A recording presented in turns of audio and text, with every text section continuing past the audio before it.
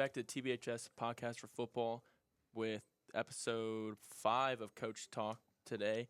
Well, once again, host White Howell, Lucas Martin, our special guest, Coach Wiggers. All right, we're going to be talking about now going into the semifinals this week for districts, playing a unfamiliar team for Troy and St Dom, and also with last week, the big win over Francis Howell in the first round with a 42-24 victory. Yep. So how was that? Getting that win again, once again. Yeah, it was awesome. You know, we talked to the kids last week, and I know we talked about it last week. You know, the challenge of playing a good team twice, especially a team that you know as intimately as we know Francis Howell. So it was really, really important for us to set the tone from a physicality standpoint. They opened the game with a long drive, but we were able to hold them to a field goal and not let them get in the end zone. And then we responded with our own touchdown. Special teams played a huge factor in the game. We blocked a punt in the second quarter that came back for a safety, and then it was 15-10 at halftime, and we took the opening kickoff of the second half back to the 5-yard line and scored a couple plays later. So special teams played a huge factor. It was huge for our team to go and just do what we were capable of doing, play good football in all three phases. And it's always good to get a win against Francis Howell. So right. Yeah. So you talked about last week. You said that it's hard to beat a good team twice, and then you also talked about how you brought up to your team that you guys aren't going to beat Francis Howell in the game because you guys beat them in week 6, but because you guys worked harder and stuff like that. So going into this week now against a team, so is that kind of the same kind of motto you're going with? Yeah, a lot of the messaging is the same, right? At this point in time in the postseason, everything that we're doing, we're playing for the opportunity to play another week, So the messaging isn't the same from the standpoint of, talking about us not winning the game last week because we won in week 6, not thinking it's going to be a cakewalk for that reason, but rather, the messaging is still maintaining that if we want to continue playing, if we want to have another game after this one, we've got to go out and do things right and practice hard, and just maintain our high level of standards that we have. So, the messaging is pretty much the same from that regard. Yeah. So also talking about that, so St. Dom being they're the 1 seed in your guys' district. But also with them having their historical undefeated season. So with that going off, last year you guys had the same thing, historical season, ended up going 10-1, but you guys were undefeated all the way up until the Rockbridge game. So you kind of know how those guys coming off of that kind of record, like how they are. So what's that kind of telling the team, that they're going to have a lot of confidence, but then you guys are also looked at as like an underdog in the game, but you guys also know the exact same feeling and what to do to beat that. Yeah, absolutely. Like you said, we are familiar with what the feeling is being undefeated in the postseason. We got to 10-0 last year, and teams that are undefeated are incredibly confident. They believe in what they're doing. There's a saying in football coaching: strong teams have strong tendencies. They are a strong football team. There's not bad teams that are 9-0. Right. So that's a really good team that we're about to go play. So. As far as our messaging with it, we need to be prepared for an absolute dogfight. These guys are fighting to keep their historic season alive. They're fighting to prove that they belong right where they are as the 1 seed in our Class 6 district. So, it's going to be a hell of a game on Friday night. Yeah. So talking about St. Dom's, like offense-wise, they're a really big passing team. And honestly, Troy this season really didn't necessarily play passing teams really.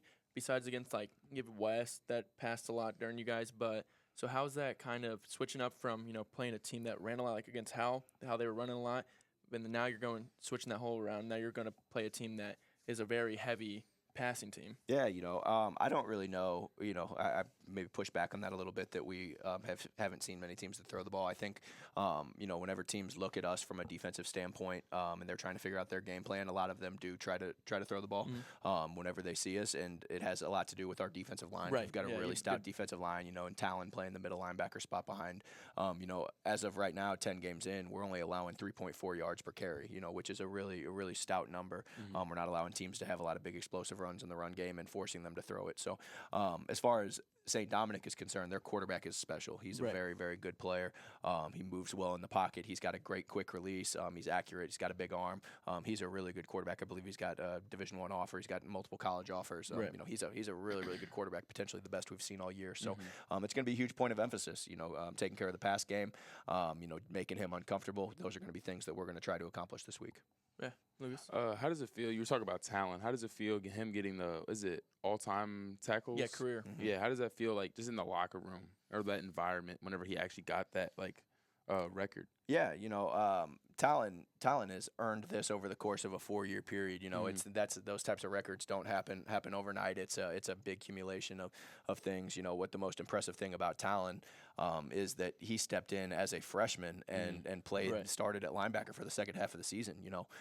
There's not a lot of players. We've got a huge football program. There's not a lot of guys that are capable of doing that. So he stepped in right away and proved that he belonged, and he's just been as consistent as can be for 4 straight years. So you'd have to ask him, how it feels. I'm proud of him, obviously. My feeling is certainly full of pride. He's a really good player. I'm glad to have had the opportunity to coach him for the past few years. And I told him the other night after we went and did the stats and figured out that the record did get broken. I told him let's go win a few more ball games and make that record even further and harder for somebody else to catch. So hopefully we can have a few more games and he can continue to get guys to the ground and be a big part of it. Right. Okay. Yeah. So talking with that, just a little with your defense, talking about how you guys have a really good D line there.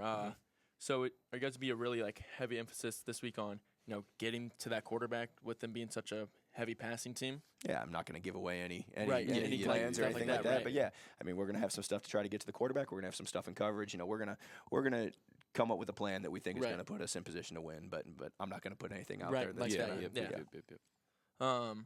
So with having that offensive line on the offensive side too, you guys just really ran running down the team's mouth.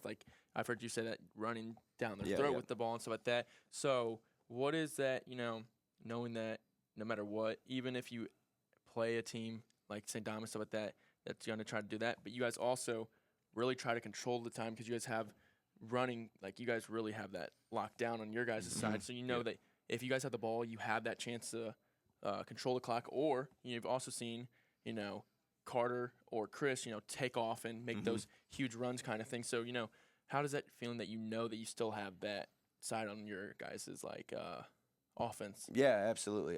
That's who we are. It's who we are. It's who we want to be. A team that runs the football.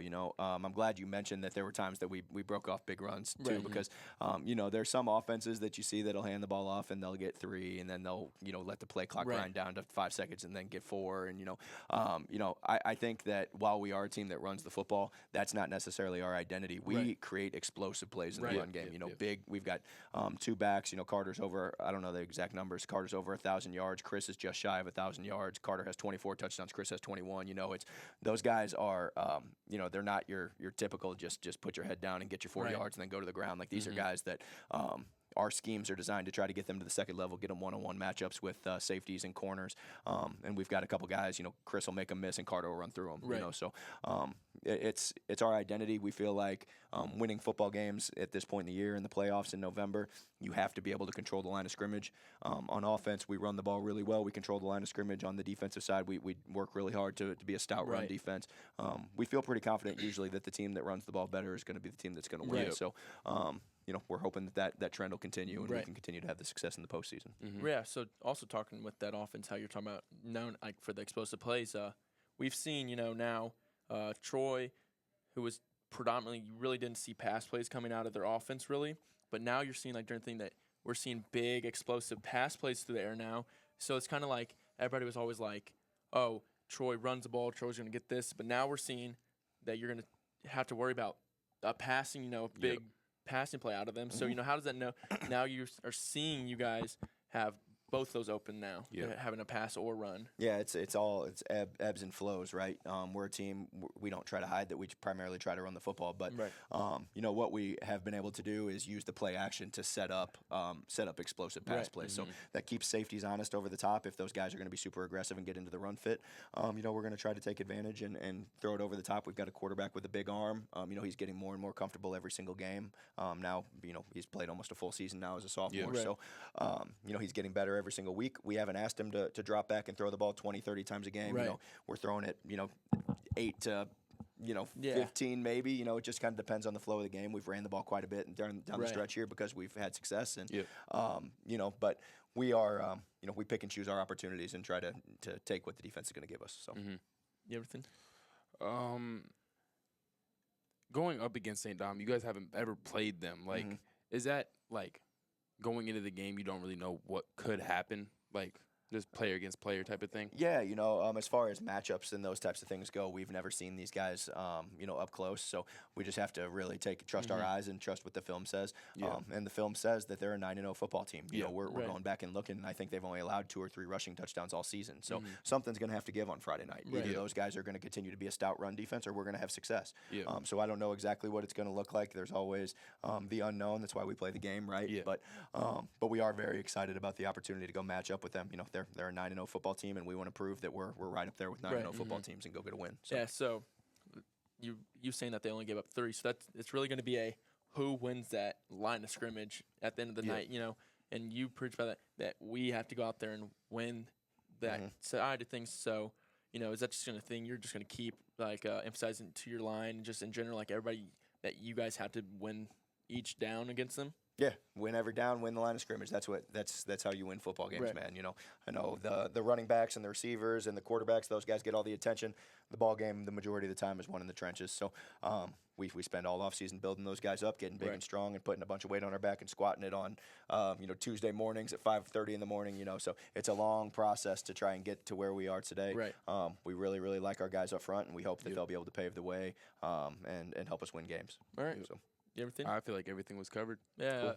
Once again, I'm White Howell. Lucas Martin. Again. Coach Wiggers. All right, and we hope to see you guys there Friday at St. Dominic at 7 o'clock. Pack the stands for a great game that we're going to see here. Yep. Thank you. Awesome. Thanks, guys.